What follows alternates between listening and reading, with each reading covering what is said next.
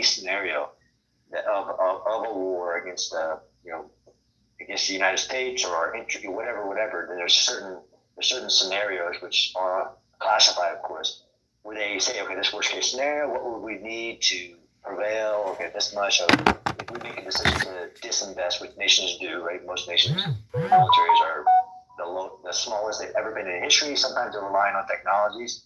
But within the game, you have to put I don't know what the right term is, but the variables of the game, like the construct of the game. And you can go back to this old question who had that war is basically the combination of reason. So you have the rational actor theory. Like if I played this game and it means mutually assured destruction, of course I wouldn't do that situation. And you have primal violence and you have chance, like the roll of the dice. Like they're rolling dice, and a lot of these games are roll of the dice because in war, because it's human, there's actually this probability and chance incorporated.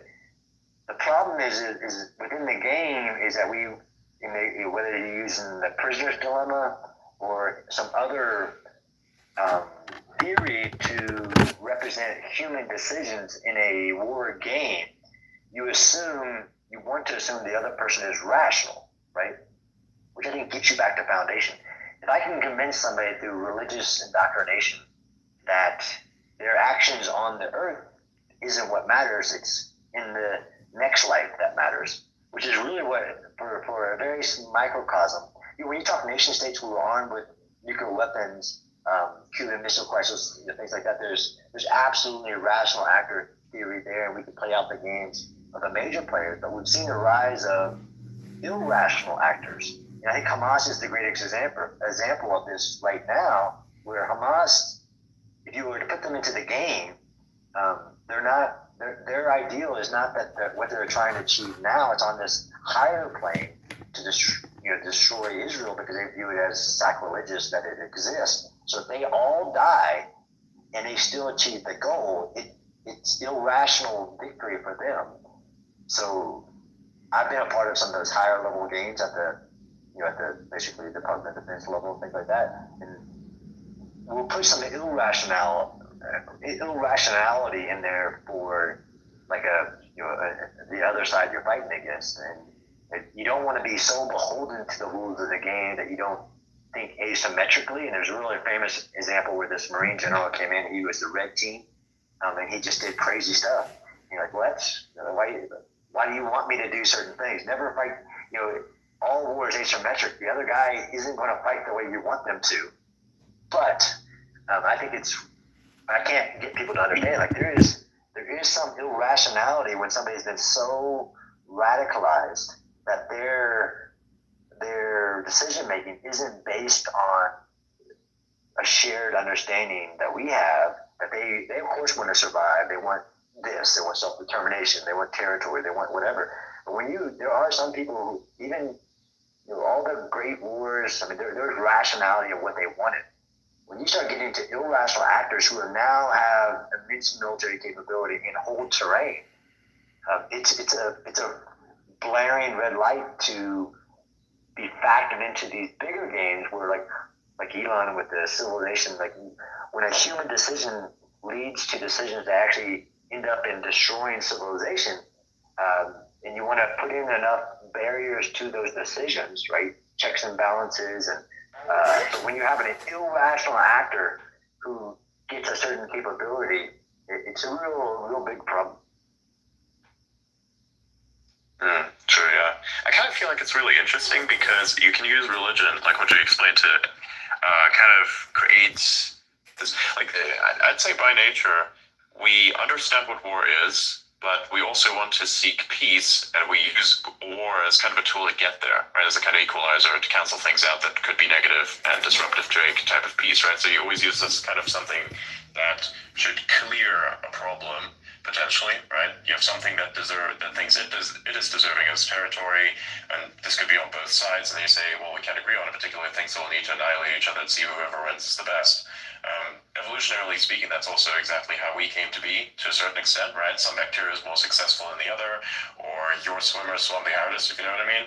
Um, it's very interesting. And I think with religion, especially, it's a very effective way of how I would like to say reward hacking the human brain, because you could say that if you do X, Y, and Z things this way, then you have this afterlife thing, right? You say, I want peace. You want to essentially live on in some capacity, so you're going to use the afterlife as a kind of reward hack in order to get there to a certain extent, just not in the way that you'd physically imagine it on this plane, right? This, historically, I think, has also caused a lot of problems. And, you can imagine a version of this is, of course, say, suicide cults as well, right? Where basically a bunch of people believe in this one particular thing, and then say, we attain this thing that we desire, which could be something that is peaceful, something that's amazing, and they just say, okay, to get there, we must all commit mass suicide, which is a really weird type of irrational thing to do, because I think that's even unnatural to every extent. To just self-destruct is kind of an antithesis to evolution itself, which seeks to persist and survive normally. So you can see how there's a lack of rationale within that, from my interpretation of it anyways. Right? And so that's where I think, ideology and religion is very powerful, because that's where InfoWar then comes into as well, right?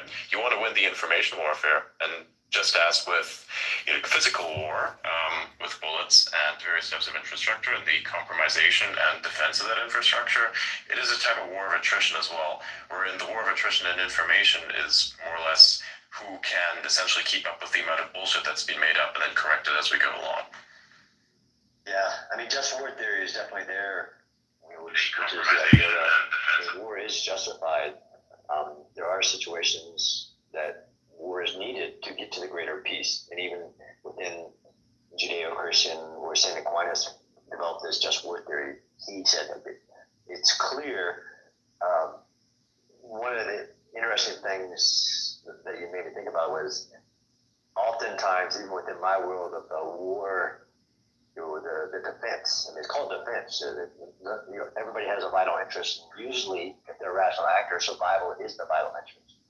Where conquest is not. And that's why when people start wars for conquest and try to rationalize it away as this is about my survival, and that they're trying to get to that reason, while we all agree that defending yourself, war may become necessary against irrational actors, and when they spin it through information war to mean something different. But again, one of the unique things that I was experienced when this is 1 year that I was given in my 25-year military career, was to have somebody take me and spend a lot of time showing me, like, you think a certain way. And we did it through like military technology. They're like, the militaries are huge bureaucracies, and they will keep doing something. And I know, like when Elon goes into a certain business, whether it's developing a rocket or whatever, like, well, why are we doing it like that? And why are we using that word? And for this year, I was basically forced to do that. Like, why does the military do this like that? And you can do it at the tactical level, but you can do it at the strategic level. Like, well, that's the way we do it. Well, why? Why do you stand right there? Well, there's really a really funny article, not a funny article, but an article like where soldiers would stand to the left of this modern artillery piece, and somebody who was doing like a human systems analysis, like, well, why do you stand there? I don't know. This is where they told me to. And it actually goes back to literally like pre-industrial, where they held the horses. So they would hold the horse reins, where the cannon that was brought up, they would hold it there. But it's crazy when you really start to study, even within military. So we don't know that we're thinking a certain way. It's because we were brought into this institution and told how to think. And sometimes you don't have enough time, even cognitive ability, to say, like, well, why do we do it like that? Why? Just keep asking why. And that was such a huge point in my development that I was honored, or really gifted to get that capability. True, yeah. Kind of on that information, of course, warfare itself in the context of that, and why things are a certain way. I found this really interesting clip not too long ago, which is this one right here, which basically describes why certain bullets were shaped a particular way for this gun that you see in the video there. The explanation is quite messed up. Well, I gotta watch it. Yeah, it's like I know a little bit about from the mini ball, the development of mini ball, there's actually very few within military guys. If you got a bunch of military like professors, if you want to start an argument, try to get them to agree on what happened in the revolutions, military affairs, and from the small unrifled bullet ball to the rifle and the development of the mini ball that could spin. But if you want to really get a bunch of professors in war arguing, try to get them to agree on what happened in the revolutions and military affairs in the history of war, from like the Chinese longbow to the nuclear weapon, it causes a big fight. It's ironic because you kind of get a scale model of whatever conflict they're about to speak on through the conflict of those people. It's kind of interesting somehow, in my opinion. I think that these types of debates and discussions kind of show you a lot about both those sides and the perception of any idea as well, right? I think one of the interesting aspects of war as well is, of course, debates, right? Because you have to debate a particular topic, and how exactly debate is executed, how exactly people perform it, and that kind of tells you who's the most rational within any context, right? Of course, you could just lie blatantly, right? That's another thing, and then come off as rational, even though you're not. But then, of course, I think the most rational person in the room is to not kind of like lose their cool at that, just kind of try to, address every piece in about as civilized and eloquent manner as possible. I see this quite often be very fascinating, especially in policy making, where you could basically see which side here kind of pursues rationality and which side does not, based on the performance of what they're outputting, if that makes sense. That makes sense to me. I mean, within, I think, every world, there's so many LARPers in whatever industries we work in that, well, let's have a debate about it. And I've just now recently been doing that from my small domain.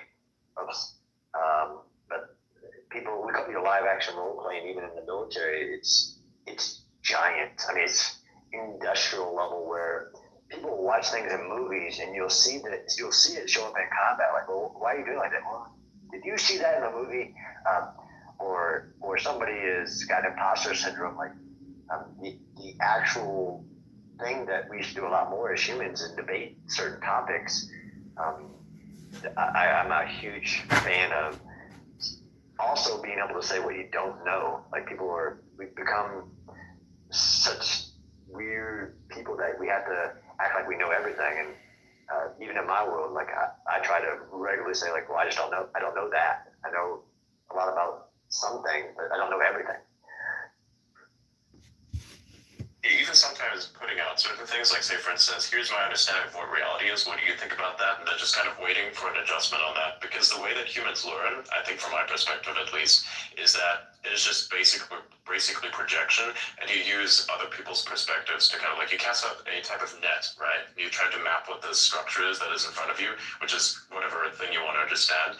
And then basically someone else's perspective allows you to, like, adjust what that net looks like, essentially, right? To make it more accurate, probably even say, oh, hey, wait a minute, you kind of cast it the wrong way. Let me just help you out with that, pull it a little bit over here. So it actually covers all of it, so you have a better understanding of what is there and what is not there, right? This is kind of how I think certain things are, which is also another problem, is because then people have a difficulty kind of articulating their perspective in a way that is neutral, right? Neutrally speaking about a certain thing, because they tend to take certain aspects of how they think reality is, and they use it as a means to express their personality, and that if you attack these things by way of disproving what exactly they've said, it feels like as if it comes across as if it was a personal attack, right? Which in fact it is not. It is just you trying to work with the facts, right? This is something I see also starts a lot of conflict without reason.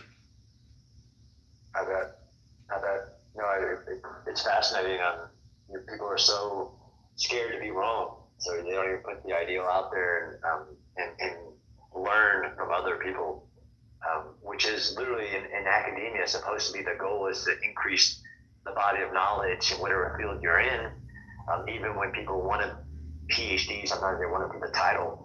They have to go defend that they're going to try to do something that somebody else hasn't, in a creative ideal, but we had this weird aversion to not knowing everything. True. Yeah, it's good to say that you don't know. It's not a thing. People ask me a lot of questions, not all of which I can, of course, answer. And I just say, man, I don't know. Here's my perspective on what I do know, but I simply couldn't tell you if I wanted to. That kind of thing. It's actually kind of relieving in a sense as well. It doesn't actually make you look incompetent. I think it actually makes you look more competent as opposed to giving a bullshit answer. Yeah, I've actually started. I teach a course once a year, the only course in the world, and I know that because I get to travel the world that teaches like urban combat, and it's only it's a week long, all day, every day for 8 days. But I've come to now as teaching is really hard. But I start off by saying I'm not going to give you all the answers. I'm going to help you be able to ask the question whenever you face something. And I think I heard you even talking about like the Hitchhiker's Guide to the Galaxy. That asking the question is a huge part of the endeavor. They ask questions to ask better questions, essentially, via those answers. Exactly. Like prompt engineering, in a sense. I think people are starting to understand this a lot more because they now have a machine that they have to query in a particular way. And so they use prompt engineering as a means to then basically somewhat understand what asking better questions looks like, right? Because if you engineer the system to give you answers that lead you to better answers, that is basically how you use it. That's how you use something like, say, any given AI like ChatGPT that's responsive, which kind of feels more like a super advanced SQL database with an opinion behind it. It's kind of what I interpret it as, because it's like your database prompting effectively. But it's kind of cool to see how that the same qualities also are found within humans, right? You can ask them certain questions in a similar fashion, and then the answers themselves it's interesting. I kind of look at humans and how they function as AIs as well when it comes to data purely. Right. I think the worst thing is for an AI to you ask a question that says that's not the right question. Yeah. That would be hilarious. Yeah. It's like, it's an interesting question. Here's what I think this means, but also, did you perhaps mean this thing as well? And then it gives you an explanation of what that is. I think we'll reach the real Turing test when the AI says, I'm not going to do that. You do it yourself. That'll be a fun one. It's like AI that talks back to you, which is kind of funny. I've heard that multiple times now. I actually used to write, and I've written before this. I would write wish lists. So based on everything I've studied, if I was going into this type of a fight, here's a wish list of things I would want. One of the things I was putting on literally 10 years ago is I wanted Google War, because there's so much you don't know about. We expect humans to know everything. This is before ChatGPT and other AIs, but the ability to ask a system, like I was in a big battle in Baghdad called the Battle of Sadr City, where we had to put concrete walls around the city that we couldn't go into, which is really bigger than Gaza, 2 million people, like a 2-mile area that is slum of Baghdad. And we needed cranes because most of the military cranes, but there was no way to ask the system, where are all the cranes in this environment? And that ability to ask Google War the question I don't know I need to know today, in that moment I'll need it, which is that futuristic AI teaming in a combat zone as the development of these cities. There's so much in the environment. But militaries think they need to bring everything they need into the environment. Like it's an environment. Like when Ukraine blew, I've told this story, that one of the things that saved Ukraine, because if the capital had fallen, was they blew a dam which flooded an entire side of Kyiv and didn't allow the Russians to come that way, but took away terrain, which is ancient.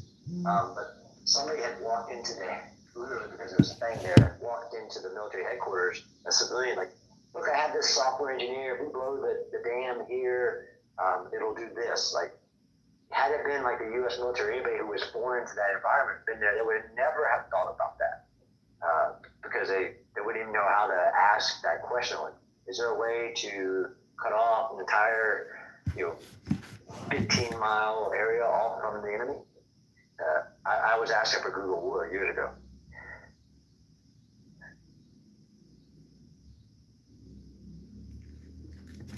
That's wild. Also, an interesting aspect of AI in war is to control the flow of information, because again, that's something that's really really important. Think about it this way. I want to ask you some question. Imagine that drone technology at some point is improved beyond what it is currently at, which I think is even to a certain extent suitable. But what if you had, say, within, say you have radar jammers, right? This is kind of an issue because now, or you have all kinds of jammers, signal jammers that basically make it impossible for you to communicate with a drone. That's kind of an issue. Do you think that, say, for instance, if the miniaturization of certain compute was possible to the extent of that, I can imagine that you could potentially have like a drone swarm that is independent from anything in terms of, like, say, direct command. You just give it, say, here, look for this type of infrastructure, sabotage this, sabotage that, just let them out there. Do you think something like that makes sense? Do you think something like that could be possible? Because I kind of think about that a lot. I think a lot about drone swarms. It could be, and there is a cat and mouse race now with aerial or even ground-based platforms of signal interruption, active protection versus active defense. And this knowing what to protect, right? So knowing your own critical vulnerabilities. If it's infrastructure, it could be one thing, or if it's a headquarters or whatever. And then this is what we've seen the evolution of off-the-shelf drones is that everybody got caught.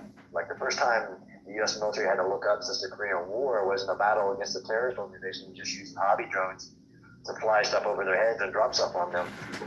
It was somebody wasn't keeping up with the development of a vulnerability that was exposed. So then you create these jamming capabilities just like we had for IEDs in Iraq, but there's always somebody trying to beat that. So if that's, that could, so, this is why really smart people who are non-military have to be brought together. Like if it's even protecting national infrastructure in the United States, it's there to show like what's the vulnerabilities here, and then build the defenses or close the gaps. It's a constant race in that aspect. So I don't think it's in a large parts of the world, it's definitely a vulnerability, and then you have to build in this hidden protection system that's there. Sometimes I think we overemphasize the capability that's there. Like you said with drones, once you intercept the signal, then they have to go to other means, and then as long as there's a constant race, and you get to hypersonics, which are basically a farther evolution in shooting down stuff. It's just that they want it to go faster, so you can't reach it, you can't intercept it.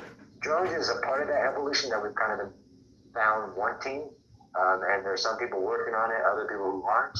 I mean, are going to lose a lot of soldiers when that day comes, or like you said, with even protecting critical infrastructure. I mean, it's really fascinating to study. I mean, if you want to, the whole thing with information warfare, which is what we've seen, right? We've seen nation states using Sun Tzu. I don't need to.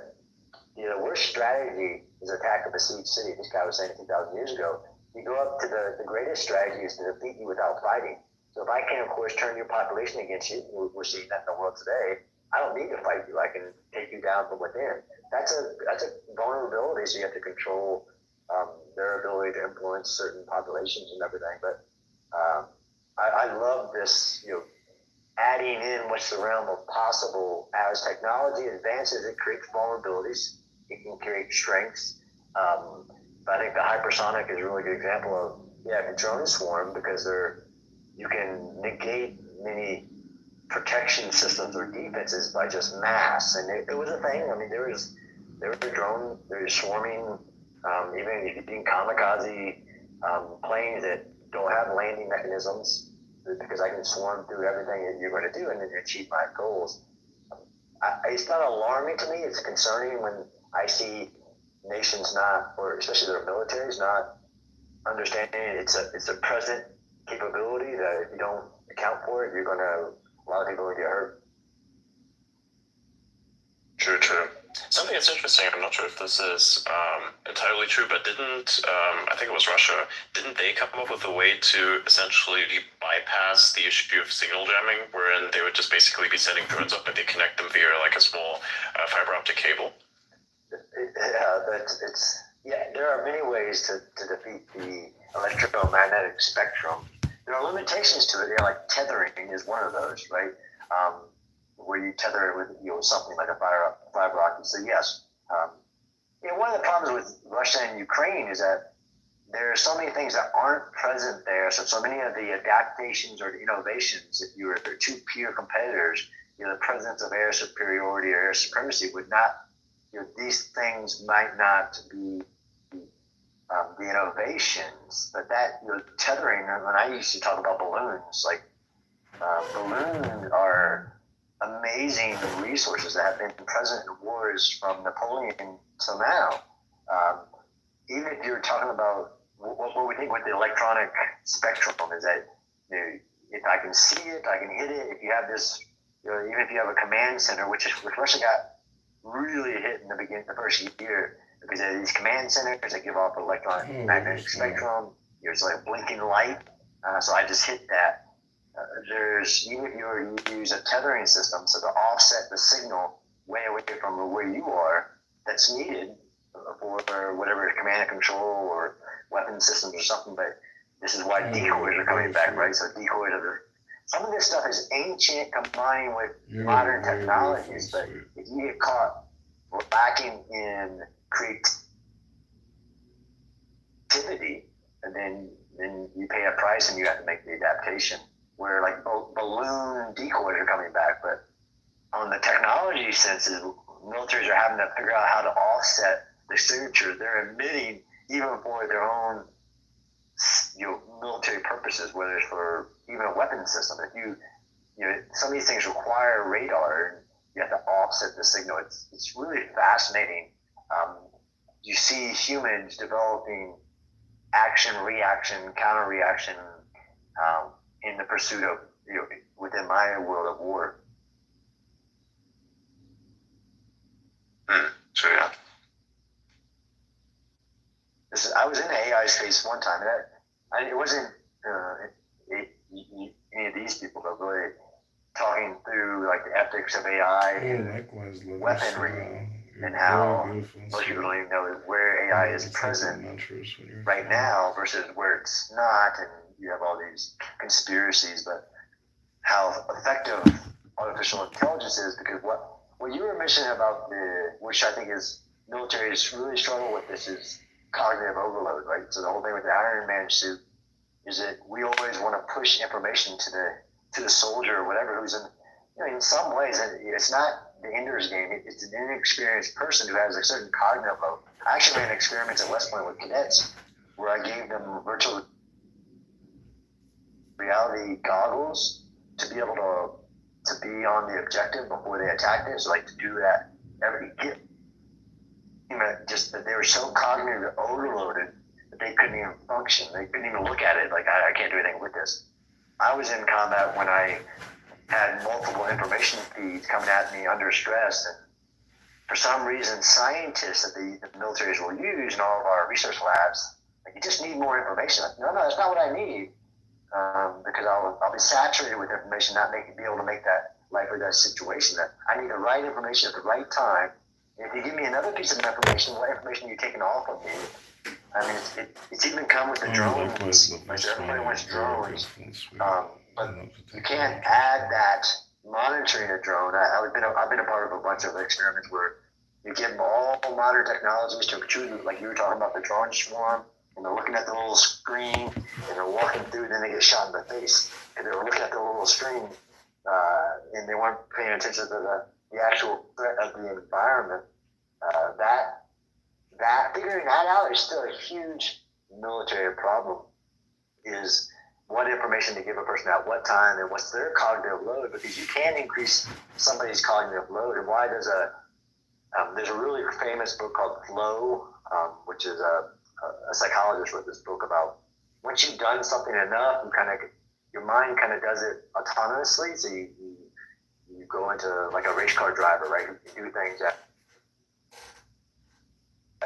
speeds and make decisions that nobody else can because it's reached this certain level of flow. Well, there's nobody in the military except for these very special individuals who have been filtered to where they can they can handle more information. You can train them, and they can handle even more information. I mean, why some militaries want to go to these very professionalized forces, because you can give them technologies that other people can't handle because they can receive more. They can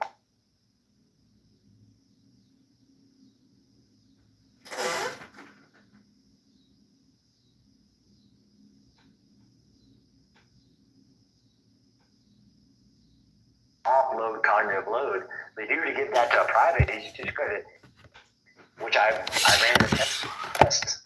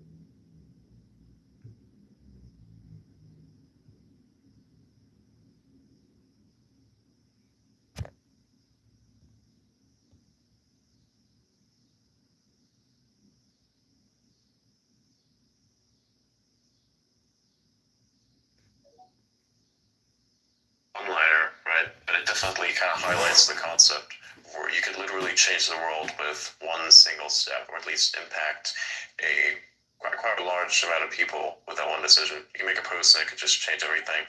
So I also highly encourage people to like post stuff that's really relevant, not just like stuff that's negative and conspiratorial in a sense, but is actually useful, right? And not just things that are useful to you, but also things that you know for certain could be useful to others. So that's something that I highly encourage people to put out as well. Yeah, I really enjoyed that. How X works, like you keep posting jump, and all you're going to see is jump. So you're not going to get anything out of it, and neither is anybody who's following you. Yeah, I think it's really interesting to say, encourage people to post. What's that thing I always say is, you have to think beyond the monetary aspect. You have to voluntarily consider that what you're doing is you're signaling to actual people, and what you must consider within doing anything is what impact does this have on people? Do you think people actually think this is interesting? This is something I run through every single time I'm about to make a post. Is this interesting to the majority of the people who follow me? Is it just interesting to this small niche over here that may be interested in this, who are also following me? That's like something I have to kind of consider all the time. So I try to curate the maximum curious, and then see where that goes from there. But yeah, it's interesting. If all you do is post, say, for instance, engagement farming questions, then literally no one's going to have any interest in you. Your value as an account is basically none. As a matter of fact, I think it causes negative impact as a result of, basically you spamming stuff that has obvious answers. Because imagine if there's, like, say, a question that I have that is related to, say, something that is technological in nature, right? Something I need to know really quick, then basically my question will be drowned out by all of the non-questions that are also asked. You know what I mean? So it's like you're in this cesspool of questions, and it's just an engagement farming group that doesn't provide anything that's useful. Right, and it's almost like you had to have the bad in order to have the good. For me, like I have no interest in monetizing. I'm an academic. My interest is in sharing knowledge and learning, which I really think there's an absence of academia in this collective hive mind. It's like your job, your role in the world is to educate, share knowledge, increase the body of knowledge. How are you not engaged in this? Where you have others who are, they're only posting hate or whatever to increase their following so they can increase their subscription or whatever. I'm unburdened by those requirements, so I'm actually just trying to either inform or learn using this amazing platform. For sure, exactly. Like you generally have a responsibility here, I think, for what you post, and that's something that people need to consider. Especially, like, what's also interesting? I like the policy that X has around, say, accounts which are government officials. Like, say, for instance, we have just Goldie up here, who is a account with a gray check mark. What that means actually is, that they themselves don't get monetization. So there isn't even an incentive to. There's not an incentive of payment for those types of people, which I think is actually very interesting, because then the incentive for you to post anything is just for the people. And I think everyone should think of it the same way, just for the people. It's not for the algorithm, it's not for anything else. It's always just for the people. Numbers can mean anything, and it doesn't really mean much at the end of the day. What matters is what impact you have on people, whether or not that impact is positive, and what that means going forward, like way into the future, right? You have to consider this as well. We all live for a very long time, and we will die one day, sure, but one must consider that what you put out here has an air of permanence to a certain extent, I think, because the internet, right? Yeah, and I try to help people understand in lectures and like your mainstream media, like, you have to understand the business framework. Like, it is for profit. It has to do certain things. And we definitely should hold them accountable to standards, but you understand that they're purporting, because everything costs. There's some really famous people who said, like, if you want good stuff, then you have to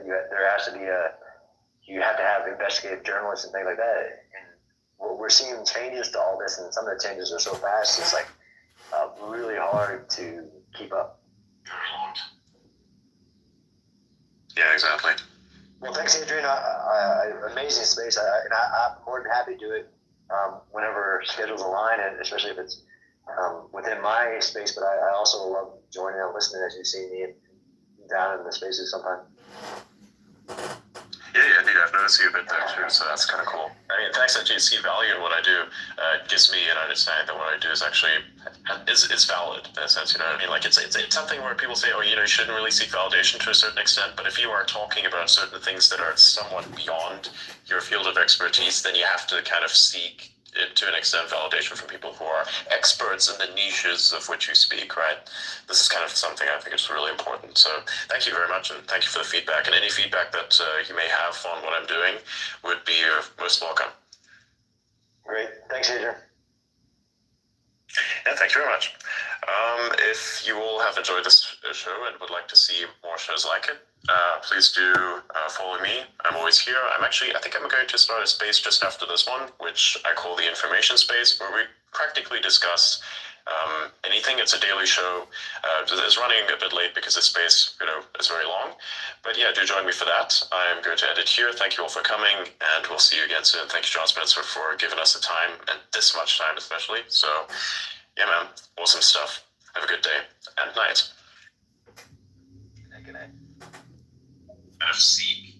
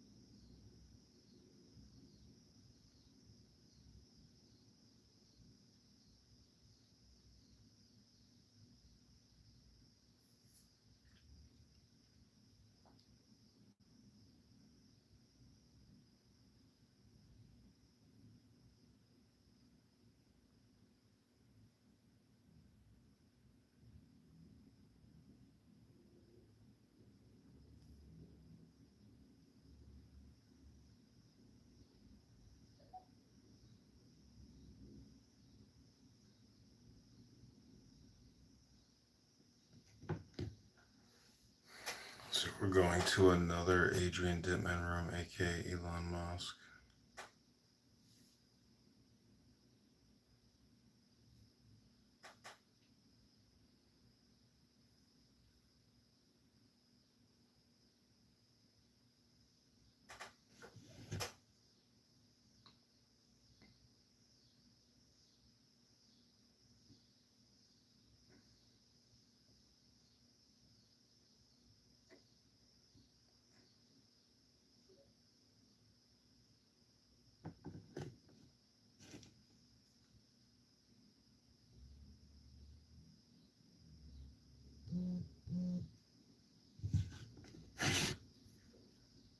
Sure.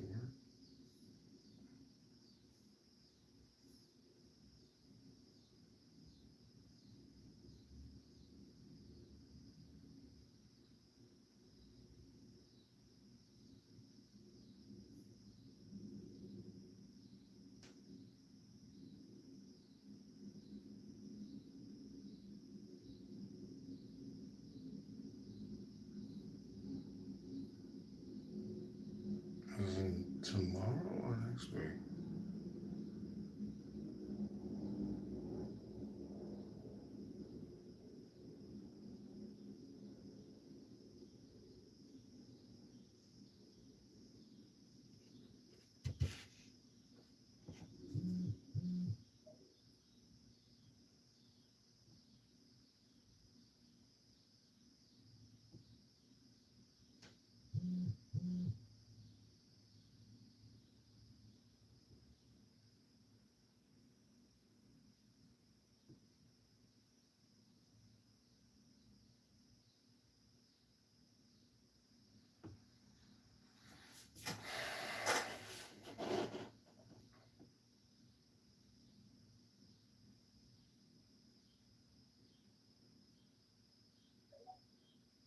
You like direct allocation of your tax.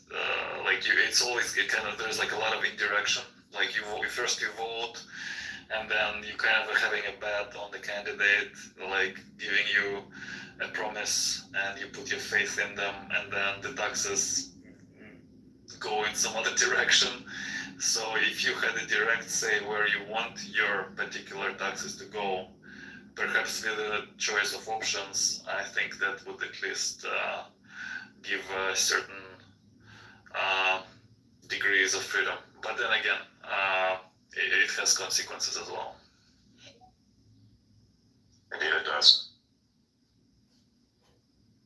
Like, I mean, taxes themselves, like especially things. It's two factors. One of how it is enforced and where it's being spent. That's the only gripe that I'd have.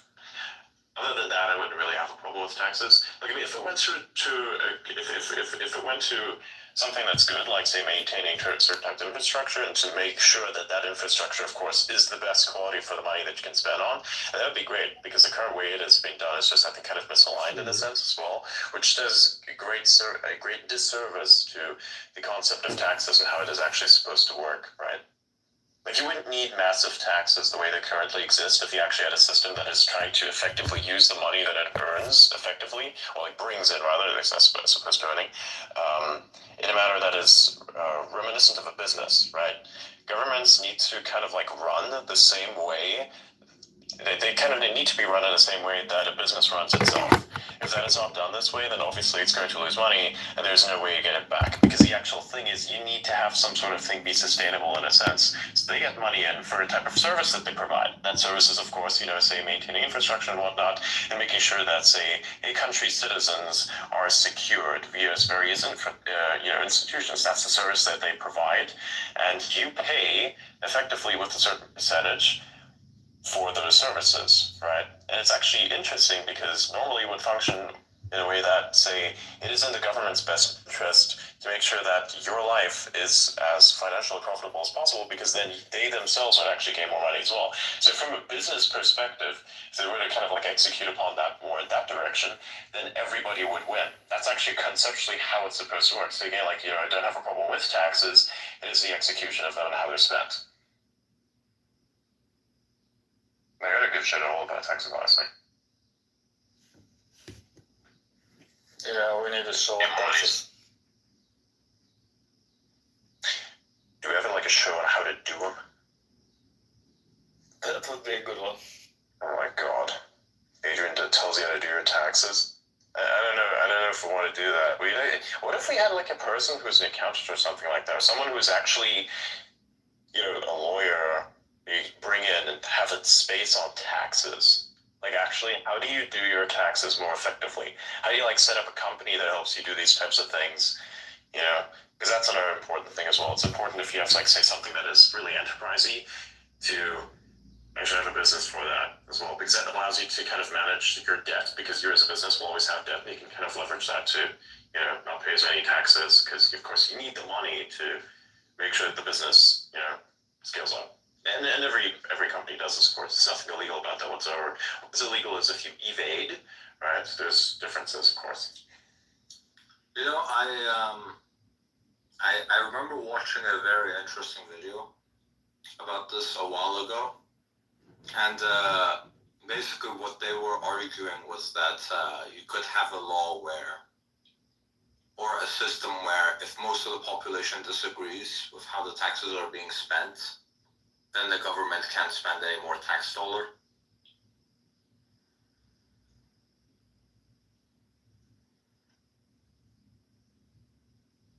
But can they spend up until the threshold or nothing? So the way that they were doing it was they were arguing for so they were doing it in terms of like a system where it will be kind of automatic, right? So the money would be created in an automatic way, and it will be given in an automatic way, but most of the population, if they disagreed with how it was being managed, then it would lead to a situation where the money that the government was spending would be paused. So we would have to get like 70 or 80% of the population to disagree and say, okay, we don't like the direction that the taxes are being spent. And then they will pause the system. Interesting.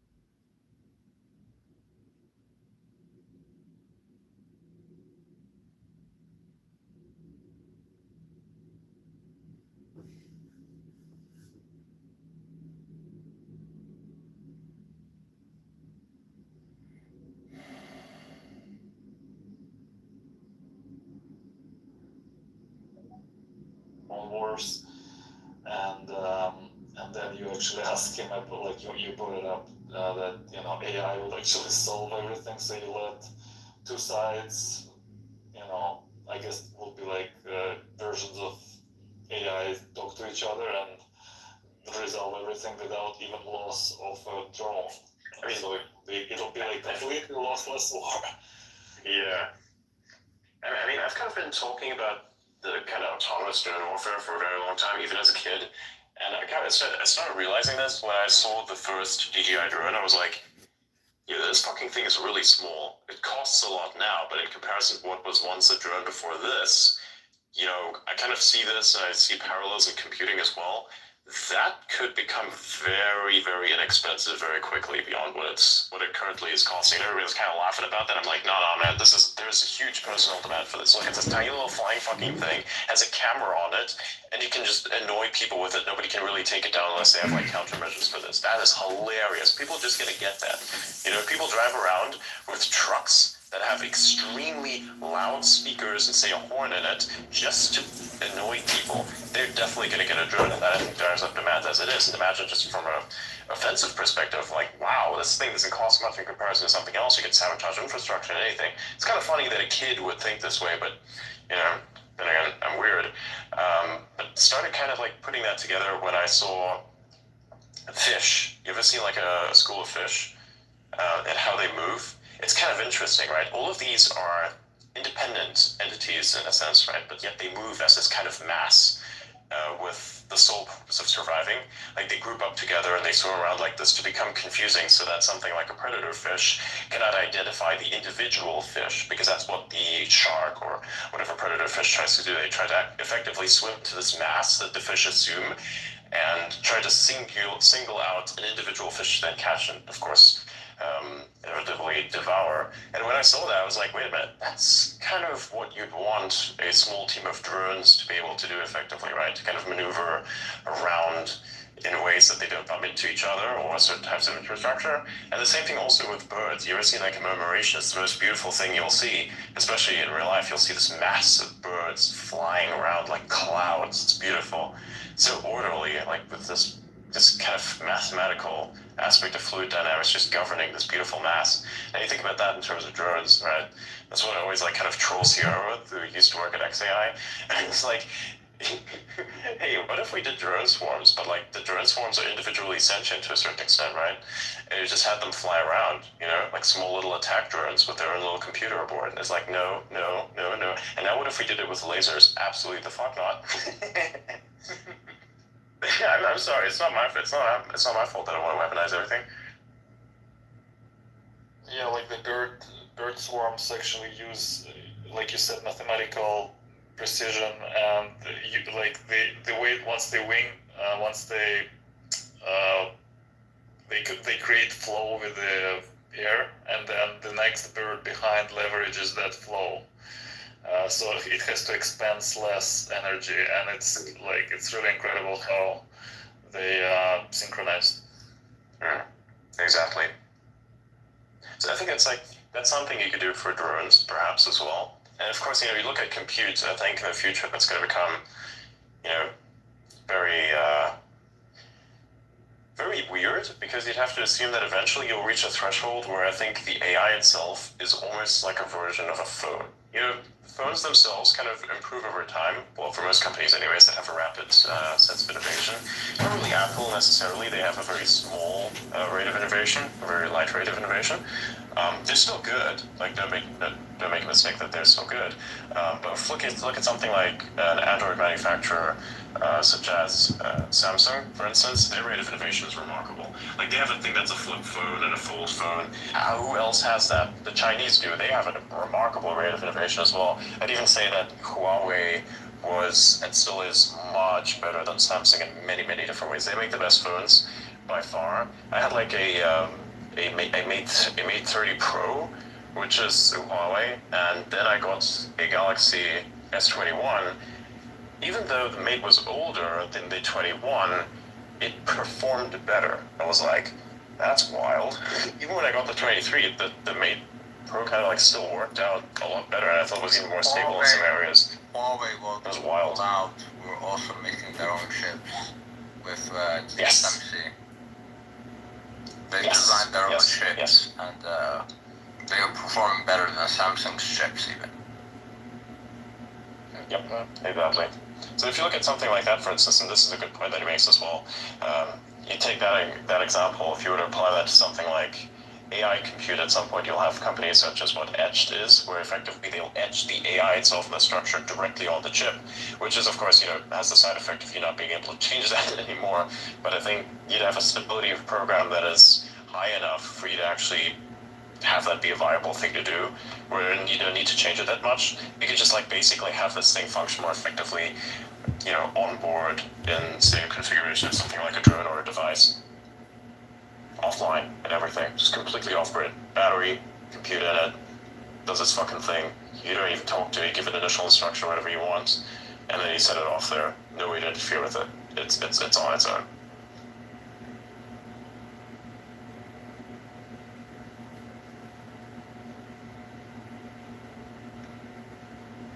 Yeah, burning on cheap is definitely like a bare metal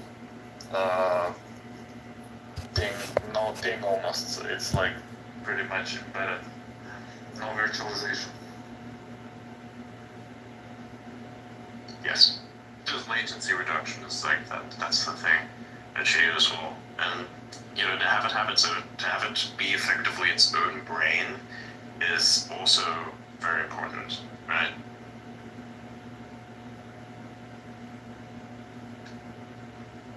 Yeah, I wonder how far away from that tech. Mm-hmm. Oh wow, this is wild. This guy's about to get ratioed by Sat. Let me pin up something in this space that I find interesting. So there's this account on here, it's called Don Luker. He steals a fuck ton of content from everyone, always. And I recently stole a piece of content from this person over here, who's known as Savannah Hernandez, right? And the comment at the top. So,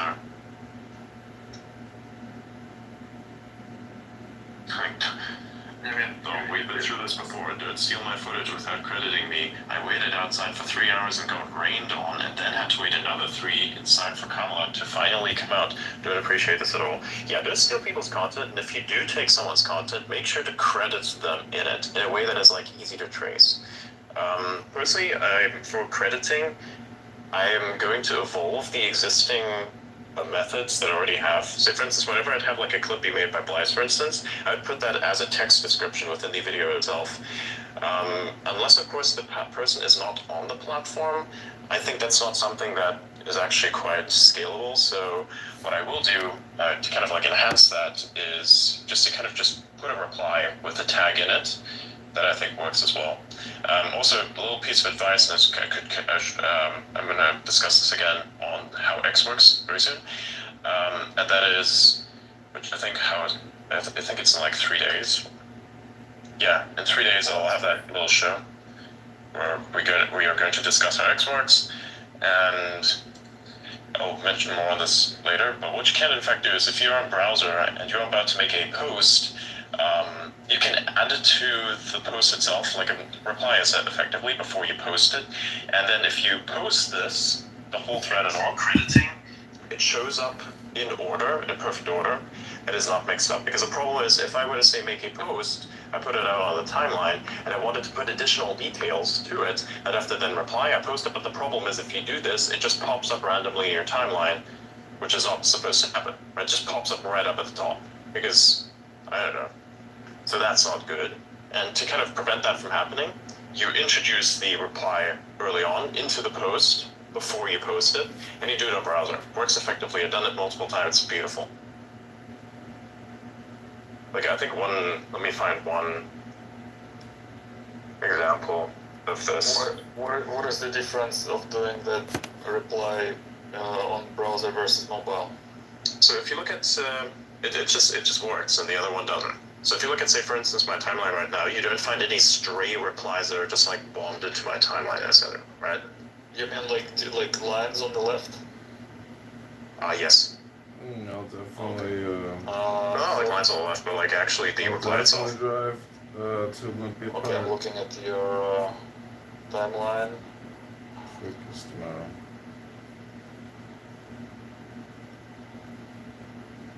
Right. Yeah. I don't see any.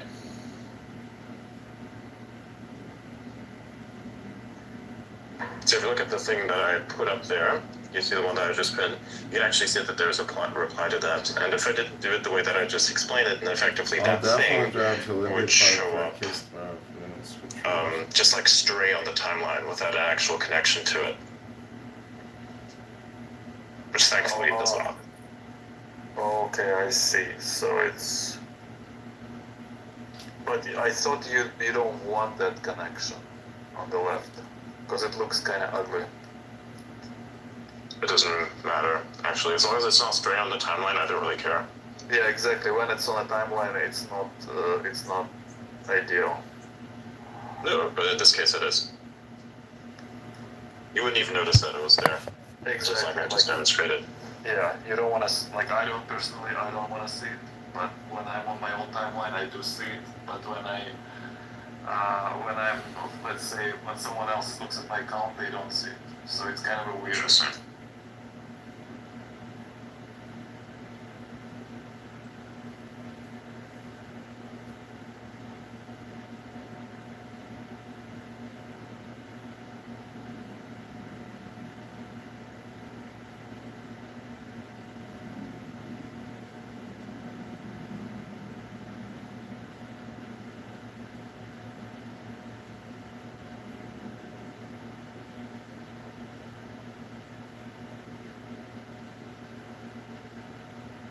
Definitely drive.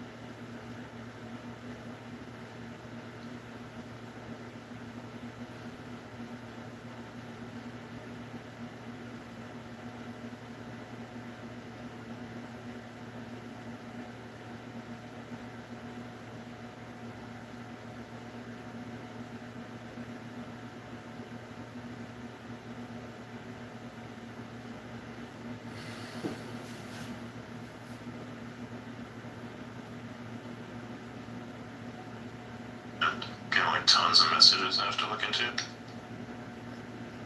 By the way, what do you think of that news list? It's kind of cool, isn't it? Yeah, it's awesome. Yeah.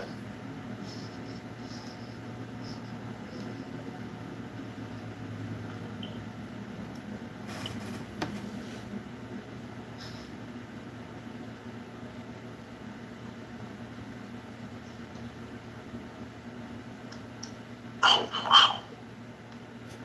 Yeah, it's like an infinite stream of information. It's so cool.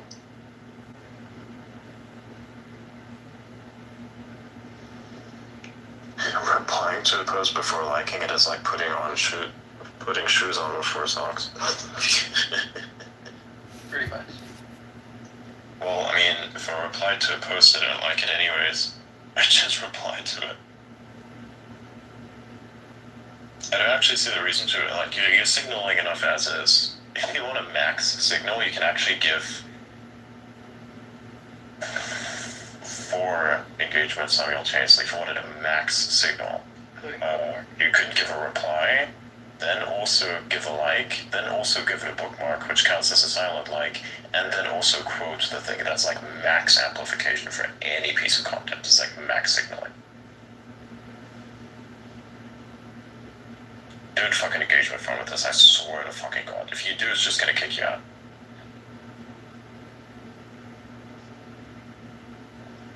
But yeah, that's effectively how you can like a post twice. So if you really like a post, then you could, in fact, like it twice by liking it and bookmarking it, technically speaking, because they both counted similarly. Which is also funny because then people would ask, hey, why is there like pornographic content in my timeline? Like, have you been bookmarking any of it recently? And they're like super silent because that's not something they would initially like ask me, hey, do you like or engage with any of that? It's like, no man, I just see it and then, you know, like, do you bookmark it? And then it's like dead silence because who the fuck would ask that question as a follow-up to that answer? Knowing that is wild.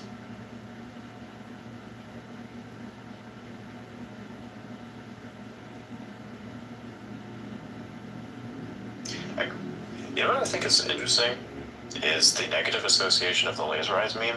In reality, I think it's just like this reference to Mass Effect, where like this entity takes control of like other beings, and then the eyes go red. So it's like assumed control. I thought that was a reference. It's like assumed direct control. Is it not? I believe that's what it is. That's at least how I'm familiar with it. Could be wrong, but I don't know. Then of course it's the laser eye maxis from Bitcoin that I've taken that up, where it's like Bitcoin to 100K, so they leave laser eyes in their profile picture until 100K. This is why Michael Saylor has laser eyes in their profile picture. In case people are wondering what the fuck is wrong with laser eye maxis. What about Beth? Same shit, yeah. It's the meme that was started by Elon. Everybody like makes their profile darker, puts a flag in the background, makes it reddish, and has blue laser eyes on it. That's just a meme, man. It takes on a life of its own. Actually, kind of cool meme. It looks kind of cool. I like it. A lot of profiles have actually improved recently.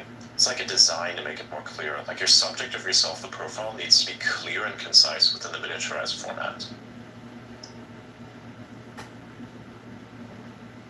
There's like one profile in particular on here that I think it does this exceptionally well.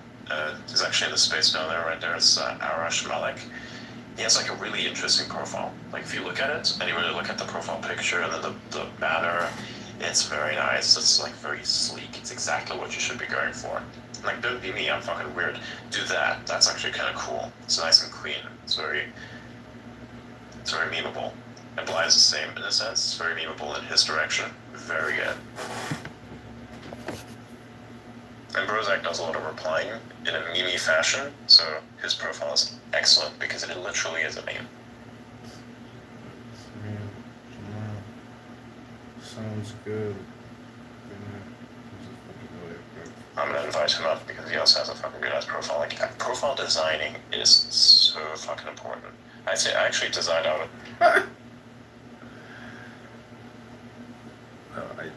Lawyers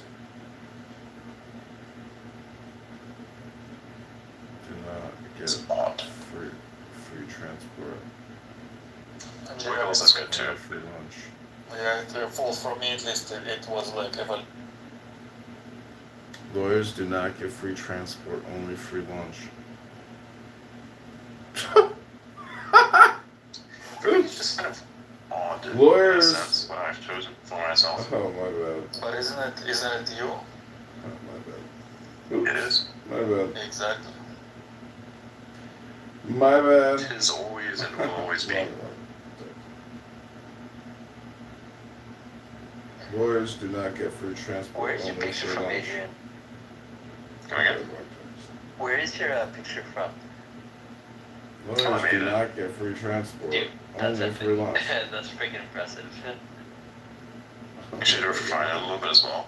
It's something I essentially use Midjourney as a base, but then Lawyers just do edited not the rest of get it to make it work only better. free Because lunch. like that's back then when AI had a lot of anatomy issues. There. Yeah, back in the good old days of 2 years ago. Exactly. It feels like so long ago. 2 years ago feels like almost a decade, right? Jesus, so. Jeez, at this rate, 1 month will feel like a decade a few years from now. The question is whether or not we biologically age in a similar fashion, thanks to all this additional data that we kind of consume. I'm not sure what that does to us mentally. I don't know if there are actually good studies on this, what happens to this kind of cognitive overload.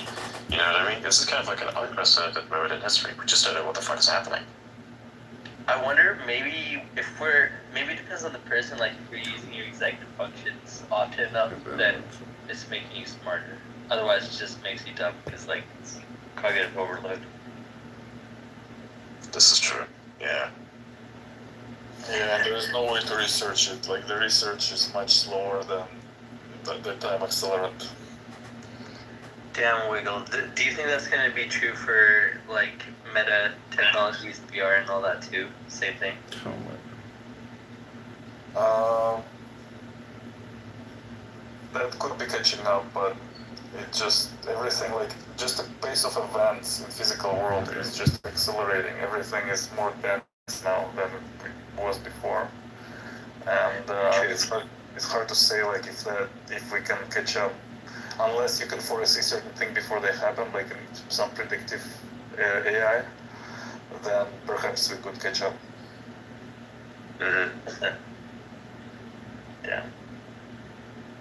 Like Maybe forecasting stuff, like it just get better precision at it. Like we can forecast weather, perhaps we could forecast events before they happen with high precision. Yeah, and I know NVIDIA is working on a couple of like climate prediction models. I think they call it Earth, the Earth model or something like that. Yeah, I think the crazy part for sure is the converging of these technologies. They compound on each other. Like, I feel like the advent of ChatGPT has accelerated how quickly you can learn information as an engineer or a scientist, and that'll probably have downstream, second order effects on like other, techs that will improve semiconductor discovery and so on. So it's like a crazy loop. Yeah, and Elon is already working on like solving the language like bottleneck where we're like constrained by the language, understanding language. Imagine you just have concepts rather than words. Compression, you can just through Neuralink, and you can just throw concepts back and forth between like you and perhaps someone else. Yeah, absolutely. I think that's like end game shit for sure. It kind of like reduces the barrier to knowing any particular language. I wonder if like there's gonna be like symbolic languages that are better for telepathy than like languages we have today. Like for example, would hieroglyphs, compress more information visually to the reader, like when you're beaming thoughts to each other, or would it be just concepts, no symbols at all? Yeah, like symbols is like you have to basically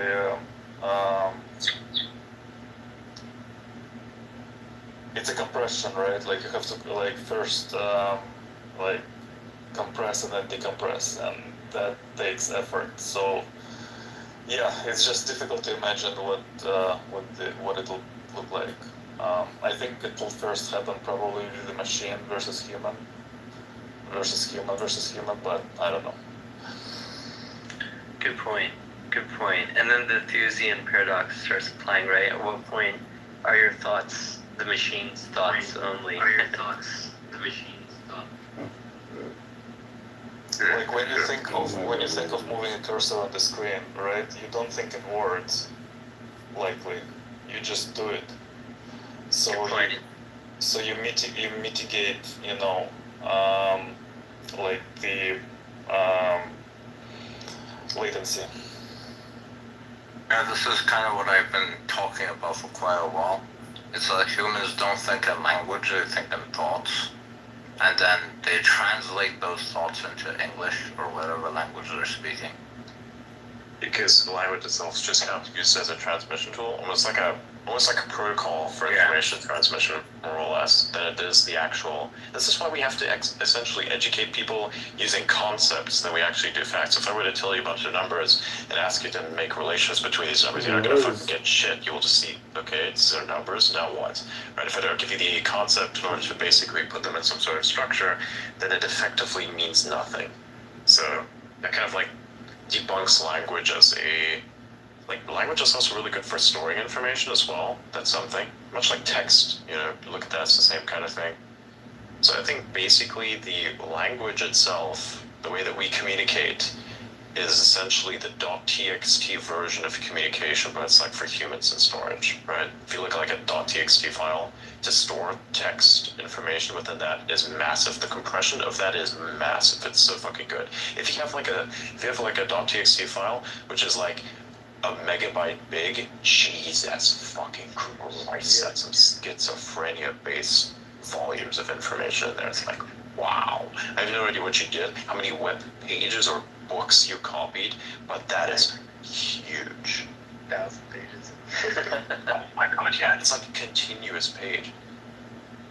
Isn't all of Wikipedia like 40 gigabytes not taking like the images and videos into account?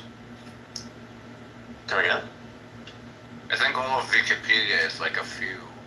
Like I think it's 40 gigabytes or something, not taking the images and videos into account. Potentially, yeah. The images always take up the most space. Like even with memes, if you have like thousands of memes on your on your computer, that takes up a lot of space. Take it from me, I have like a meme arsenal. If we ever run out of food, if we could turn that into memes, we could feed a whole city. Or power it. If we took all the social media creds and turn that into energy, we could power probably the planet. We mainly have to go to Instagram and look at all the lifestyle enthusiasts who are not so lifestyle healthy and whose enthusiasm isn't real.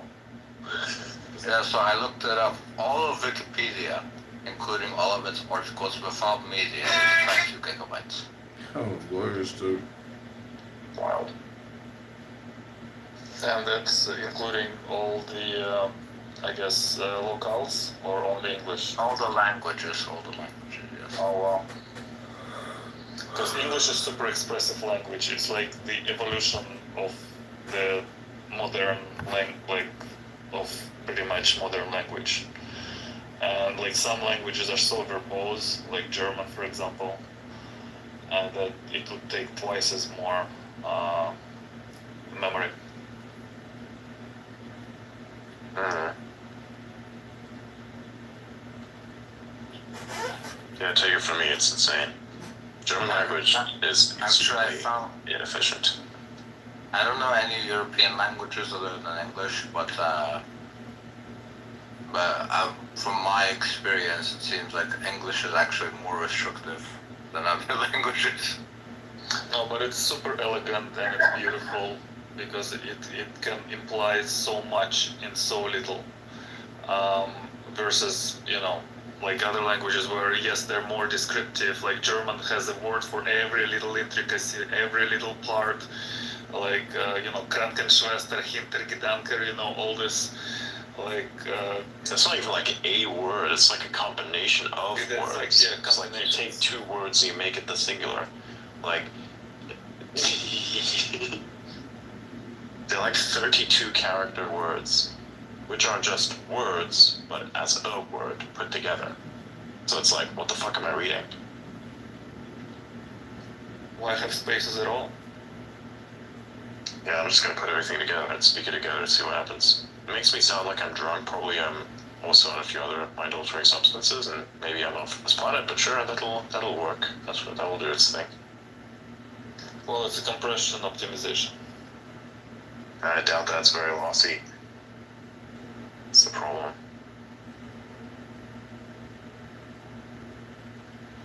That's actually my problem with any type of talk about compression, is that most of it's very lossy in a sense, right? Especially language, it's very lossy in terms of that.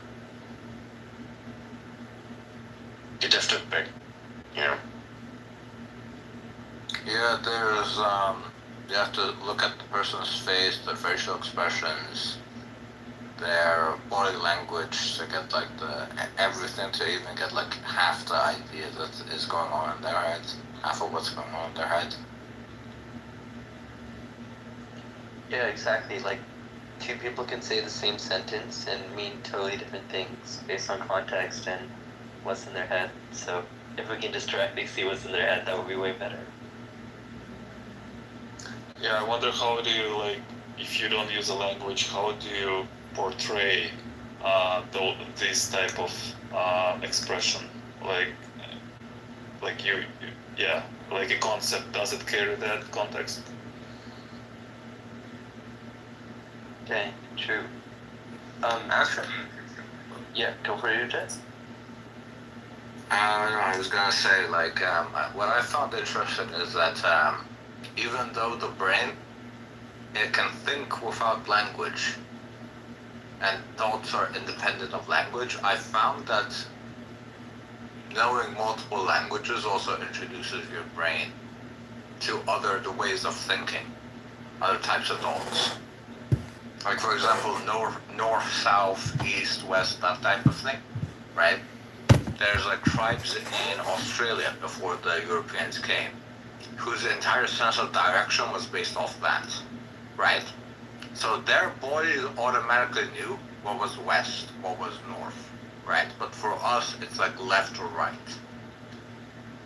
And because in their mind, the language, it had become so ingrained that this is north, this is east, this is west, they would say like, go to your north direction, right? And they without having to check, automatically knew where was north.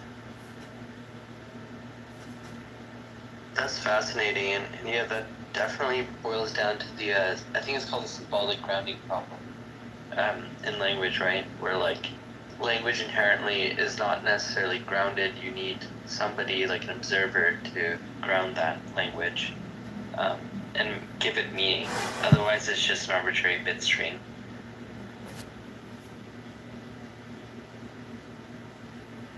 Although, yeah, I wonder, yeah, go for it, Adrian.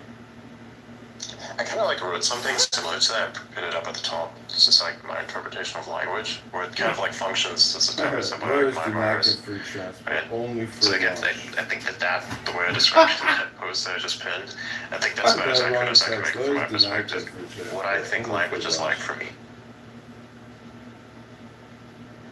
But why virus? Can you elaborate on that? Well, much like anything that's symbiotic and also a virus, it infects you, and you yourself will find, say something like English, for instance, is not my first language, but it just basically took over everything, right? So it is almost viral, in a sense. So you don't think in German?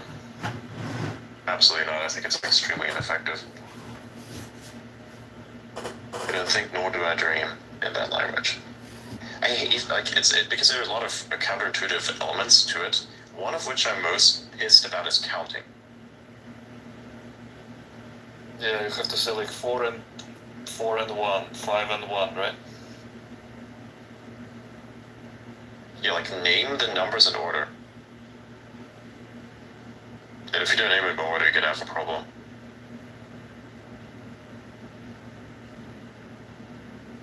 But English being a German language, wouldn't you agree that English is the latest evolution of a German? Yes, like a virus. Okay, I see now.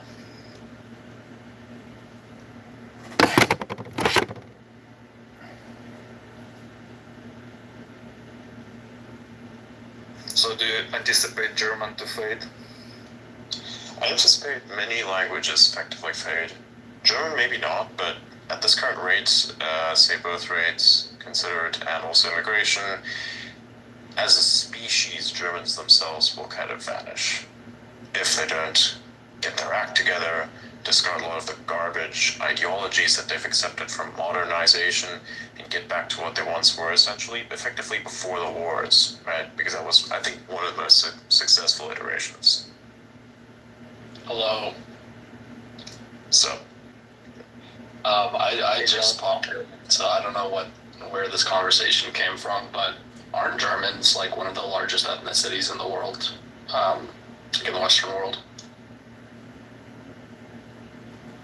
Like, I might be slightly wrong here, but I'm pretty sure everybody from like Germany, Belgium, Austria, Netherlands, UK, France, Norway, Sweden, much of the United States, Canada, Australia, South Africa, New Zealand, and so on. Like, a lot of them are pretty much 100% German, right? they have German relations, right? I think one is like Anglo-Saxons, and another one is I think like Vikings, right? Those Yeah, but aren't those both German? Aren't those both German ethnic groups? well, There's a difference between Germanic ethnic groups and German. Like it's like Turkish and Turkic. There's a kind of a big difference between those two. They're like a their main subgroup. But at least in Germany, there's no pure Germans because when the Soviets took over, they kind of Well, let's say they left no German blood left in Germany. My French people are They pretty basically much. did as Congress does and fucked everybody. Simple. Aren't French people pretty much just German and Old Gallic?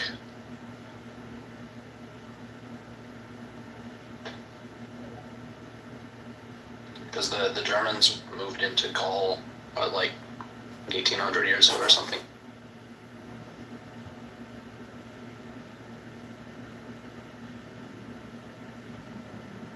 I'm not entirely sure about that.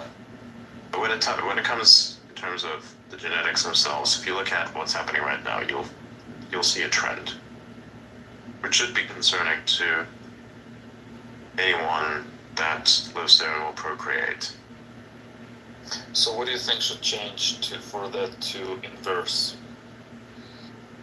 I think by and large, this should happen everywhere in the world, is this shift back to a merit-based society.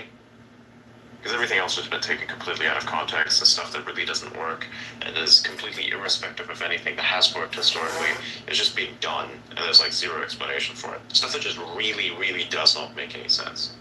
You know? And there are a lot of examples. Like for instance saying, you know, there's specific roles, I think, men and women both have, right? And they are different from one another. And of course there can be a kind of parallel in this as well, where sometimes there could be something like a career woman in a sense, as long as it is balanced out with, of course, the potential for reproduction, because I think that's extremely important for the species. Just because you can forego it doesn't, like, just because you can kind of not do it doesn't mean that you should. You know what I mean? It's also important you have to reproduce. As long as something like that is being like reestablished and not ignored, and something that says, oh, it doesn't need to happen, then I think things will improve once more. Because like everybody's different in a sense, and to just say, well, reproduction is like enslaving yourself, like, how the fuck do you think you got here exactly? You're a mountain of fucking cells that came from your father's balls. Let's be very clear. How are And humans two people decided, hey man, we're gonna keep this extremely annoying little thing that's super, super cute and make sure it grows up to be the fucking thing it's now today that now shits on our ancestors. You know, think about that real quick. Just think about that. I mean, they detest history because they don't understand it. That's an issue. That needs to stop. You know, they justify everything with nature, saying this is found in nature, this is found in nature, that is found in nature. I don't realize that humans are pretty much the only thing in nature that's now actively not having fucking kids. It's hilarious, actually, yeah. So these nature for things, like, say, for instance, hyenas and their ability to just be, to change their sex, for instance. Well, guess what? If you want to go by nature law, humans cannot biologically do this without assistance. And even then, there are certain aspects of humans that cannot be changed. Like, say, for instance, reproductive organs. Unless, of course, you come up with some revolutionary technique that essentially takes what is a reproductive organ of that system and were to effectively maybe even grow a new one and then replace it wholesale, like as if you were to replace a part on a machine. Now, of course, that is a little further into the future, and current methods do not exist for that. In this way, you can create the illusion of a reproductive organ, but not the actual reproductive organ itself. Reading into how those procedures work, by the way, is a rabbit hole which will leave your mind grasping for an escape. Let's just put it that way. Have you seen the memes that people post where they're like, white guys for Kamala, and it's a photo of somebody? You know what I'm gonna say? I've seen, I too browse 4chan, holy fuck. God, 4chan is a league of its own, I swear to God, it's wild. Somebody they ask good questions on there, I'll be honest with you. Like say, hey, hypothetically speaking, if I were to take a stool sample of something like a fucking gorilla and were to implant it into myself somehow, wouldn't that basically give me the same type of microgut biome that a gorilla has, wherein basically the microgut biome that they have allows them to, say, digest certain plant materials and turn them into actual proteins. Ironically enough, this is something I think if you could do this would be really cool, because that would be a solution for vegans, and it would actually make it so that you don't have to, eat animal things at all if you can actually process this stuff the way that gorillas do. Well, I'm not sure if that would work because gorillas actually have a higher IQ than vegans. So hold on. What is it? So you're talking about how they have like a certain bacteria that turns the vegetation into protein, right? Yes. The humans do. Yeah, I know about that, but humans don't have a big enough gut to actually have that microbiome. So Yes. we'd have to like double or triple our body size just to make that happen. And this is why we have MNR. That's just, I'm not gonna do it. You can make flying wings happen, or we can make that happen. But then at that same point, if you could effectively do this as well, why don't you just turn off this? The body generates this thing that causes muscle atrophy. What is this called again? Myo something. Oh, I forgot what it was. It's like a myostatin. It's myostatin. And what you could do is you could inhibit the myostatin gene, at which point it's no longer produced, and then your muscles effectively don't degrade. Right? This is what lions, for instance, have. Lions have like the laziest lifestyle you can ever imagine, but somehow they're like the beefiest bitches on the planet. It's wild, right? Look at, say, for instance, something like this was once done to a mouse. You ever see what a cyber mouse looks like? That's a fucking cyber mouse. You have the normal-looking mouse that's all skinny and looks squishy and whatnot, and you have this big fucking bulky bitch that looks like a brick. I have no idea. Like, how do you describe it? That's the funniest shit I've ever seen in my life. Just Google that. Myostatin inhibited mice. You mean a rat? Or rats too.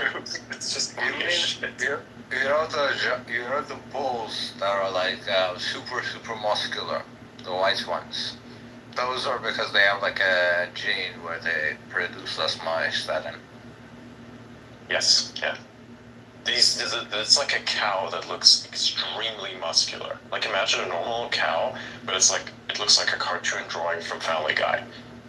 It's ripped next level. Like on TRT. Yeah, like that. Even better, because it's actually good. It just looks whack. It's just, I don't know how to say that. It's just... Beth is on TRT, so yeah. Oh, interesting. I mean Jeff Bezos. Oh yeah. Yeah. If you guys are familiar with some guy named Eddie Hall, he kind of has the same thing, where he has a gene where he produces way less myostatin than the average person. Yeah, Eddie Hall, also known as, well, formerly the strongest man on Earth. Very cool dude. I like him very much.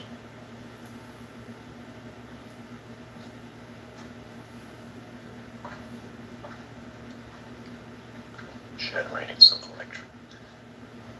Very nice. It was like brushed my hair, now it's like all loaded and shit because all the static electricity that generates. I go next to a light bulb and charge it real quick.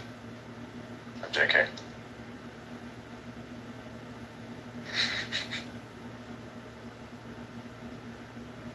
You like those weird free energy videos where like somebody takes one of those copper coils and like kind of puts it around a magnet and then just like shows you, oh wow, the light's turning on. But in order to make that turn on, they actually have to continue moving that small little coil because that's how induction works. So it's just kind of funny because they say, oh, this is free energy, and I'm like, no, it's actually not. It's actually a very expensive form of energy, given that you ate a bunch of stuff that then turned the stuff into stuff that maintains the machine and also somewhat powers the machine that then basically moves this device, which then makes a light bulb light up. You just transferred energy from this place over here and put it over there. Or into the system, at least it moved it. So the free energy thing is just weird. It's like saying, where did you hide the battery? Except that in this case, the battery is the person itself holding the thing. I'm pretty sure some people saw that weird ass video and came out and say, oh wow, it's so cool, but it's just like a little coil of wire over a magnet. If you move the coil of wire, then of course that creates energy. So it's like you moving the thing itself just transfers the mechanical energy from you into that thing, and then the rest is self-explanatory.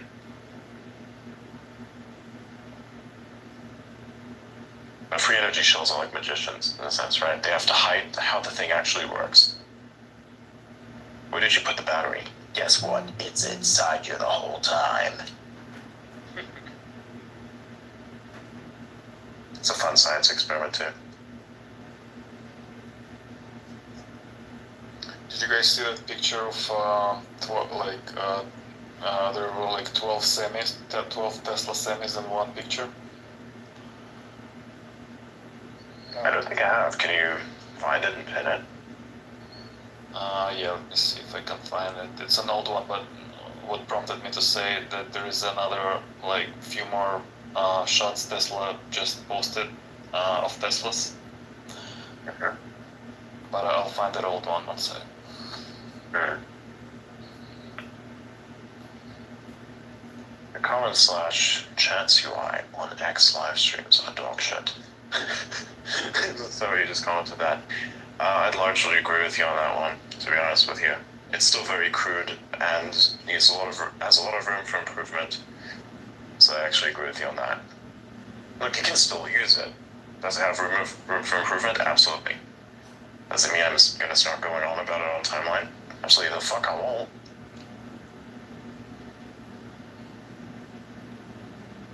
Can you make somebody else know and say you won't?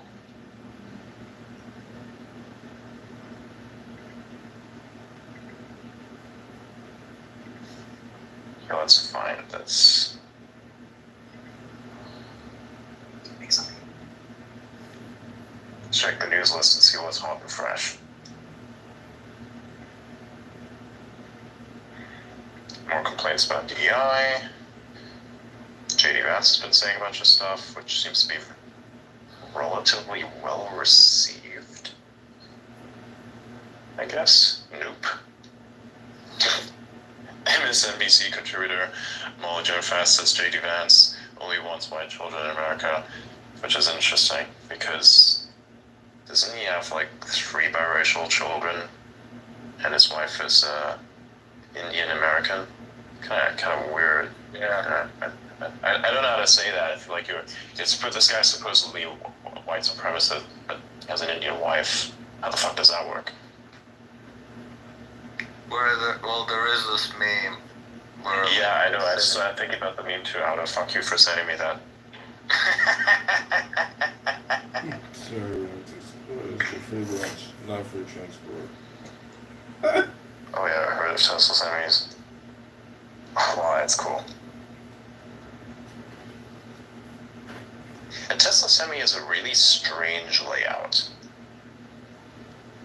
I think there will I think there will be like many variations. This is just they're trying to nail it like at least one's most popular standard, but I think there will be ones with the sleeping quarters and everything, just like we see in the diesels.